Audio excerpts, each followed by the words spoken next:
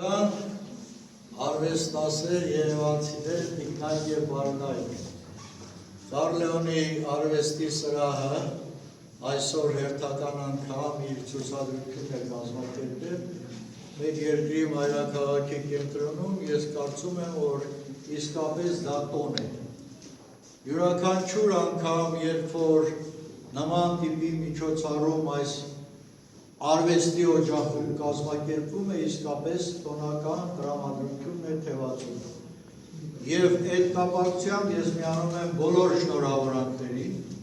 կազմակերպիչներին, ներկաներին,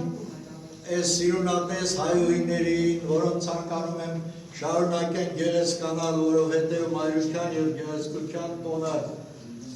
հայու համար յուրահատուկ է, քանի որ հայ տղամարդը շատ լավ է գնահատում անփոխարինելի հայուհուն։ Այդ մեր հարևան հին ժողովուրդներից եբրոյները, որ ասում են, որ ազգից էլ երեխա ունենանք, միևնույն է ինչ գույն էլ լինի, այդ երեխան եբրայացի է, բայց որ համեմատում են պատմականորեն, ու անունը չեն տալի, թե հետում հետ են համեմատում, ձեր կարծիքով ում է դա, նրանք ամբողջ կյանքում մարդկության գոյության սկզբից համեմատում են ու մրցում են հայուհու հետ։ Այնպես որ անփոխարինելի է հայուհին, կայացած բոլոր հայ տղամարդիկ, նաև բարձր ճաշակ ունեցող այլ ազգի տղամարդիկ այդ բանը լավ գիտեն։ Ապրիկ բերել լավես,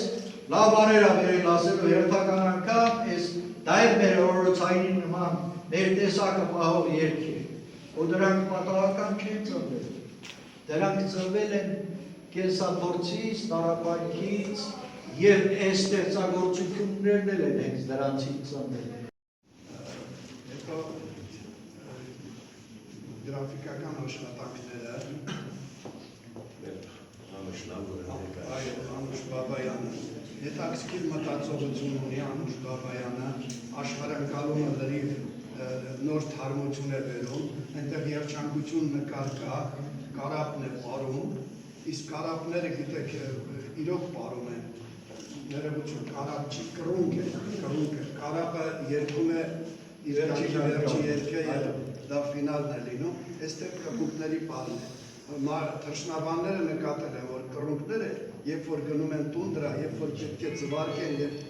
սերունդ ունենան, նրանք կյանքի այդ կեցության հրճվանքից սկսում են պարել, իրենց թևերը թափահարում են և այլն։ Դուք դա նկատել եք